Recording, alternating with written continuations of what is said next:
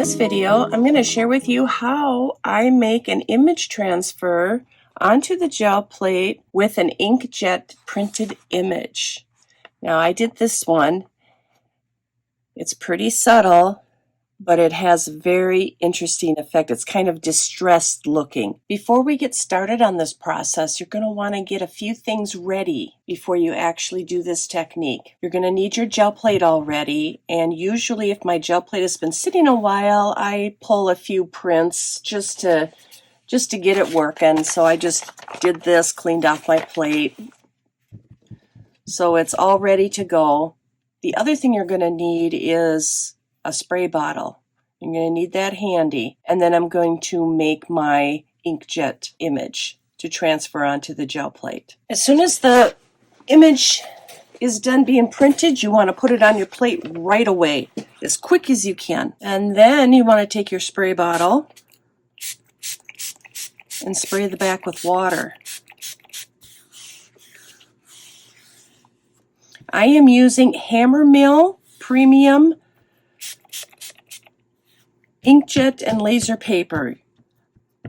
The example that I showed you, that was done on very cheap printer paper, which worked out really well.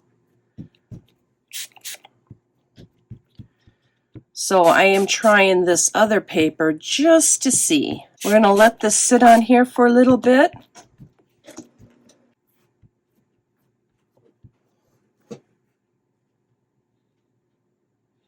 It's starting to transfer.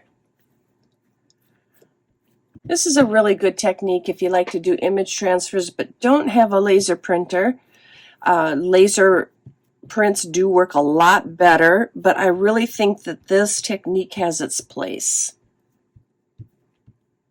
Especially if you're going to use tissue paper, tea bag paper, any of those thinner papers that you would use for a background on a collage or an art journal.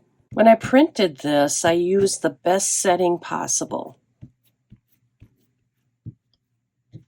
to get the most ink on the image.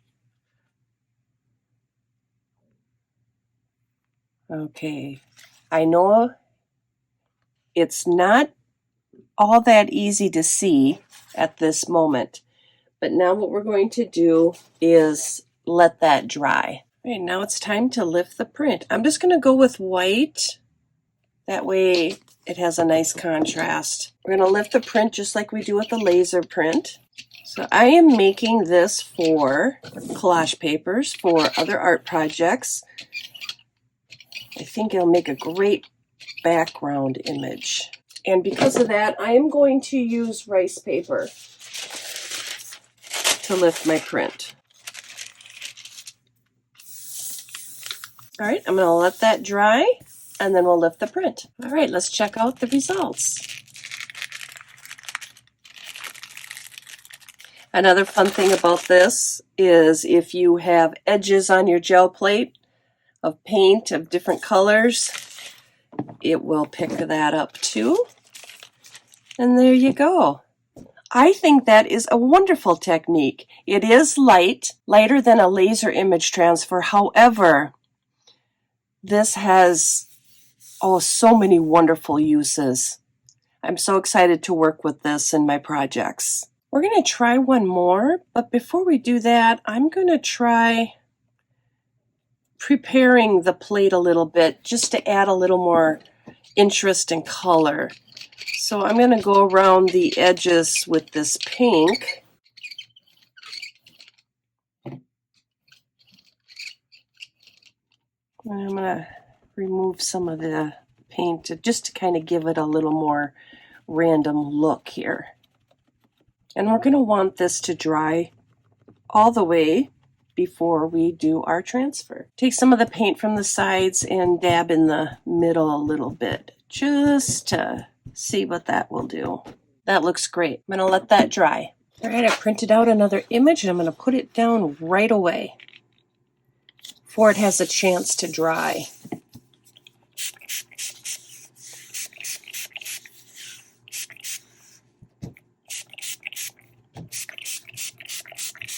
It's looking good. right, we're going to let that dry, and then we will pick a color and lift the print and see what we get. I'm kind of excited about this print. Let's see what we get.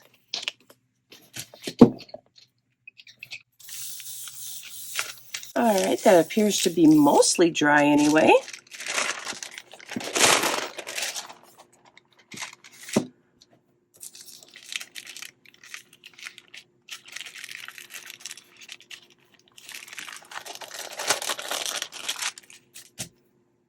I think that turned out great. Here's what we created with our inkjet printer transfers.